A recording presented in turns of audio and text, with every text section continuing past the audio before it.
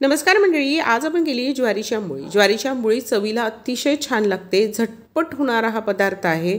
अगदी जाळीदार आंबोळ्या तयार होतात आणि तेवढ्याच त्या पौष्टिकसुद्धा आहेत. तर यासाठी 1 वाटी ज्वारीचं पीठ घेतलं आहे, अर्धी वाटी घालायचं आहे त्यामध्ये रवा, अर्धी वाटी घालायचं आहे आपल्याला त्यामध्ये दही. दही हे आंबट असावं, दह्याच्या ऐवजी तुम्ही ताकसुद्धा घालू शकता. अर्धी वाटी दही घातल्यावर 1 वाटी पाणी आधी घातलं, अर्धी वाटी नंतर घातलं आणि 2-3 चमचे पाणी आपल्याला हवं तसं घातलं. चवीनुसार मीठ घालायचं आहे आणि याला मिक्सरला मस्तपैकी बारीक करून घ्यायचं आहे. आणि मिक्सरला बारीक केलं की जरा 15 मिनटं त्याला झाकून ठेवायचं आहे. इथे आपण घेतलेलं आहे खोबरं अर्धी वाटी घेतले शेंगदाणे, 4-5 हिरव्या मिरच्या, जिरं घालायचं आहे. पहिले आधी कोरडं फिरून घ्यायचं, नंतर थोडंसं पाणी घालून मस्तपैकी याला बारीक वाटून घ्यायचं आहे मिक्सरला.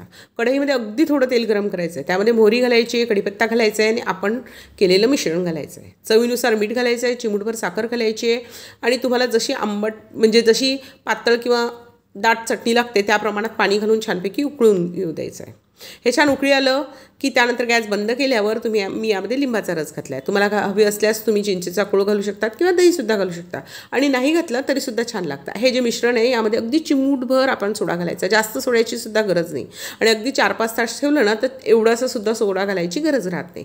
तवा छानपैकी गरम झाला पाहिजे. तवा गरम झाला की आपण हे पीठ यावर सोडायचं की तुम्हाला दिसतं लगेच जाळीदार आपली आंबोळी तयार होते. वरतून थोडंसं तेल घालायचं आहे आणि अर्धा मिनिट झाकण ठेवायचं आहे की आपली मस्त अशी आंबोळी तयार होते. ही आंबोळी चटणी अतिशय छान लागते. नाश्ता असू दे की रात्रीचं जेवण, अगदी मस्त पदार्थ आहे. नक्की करून बघा.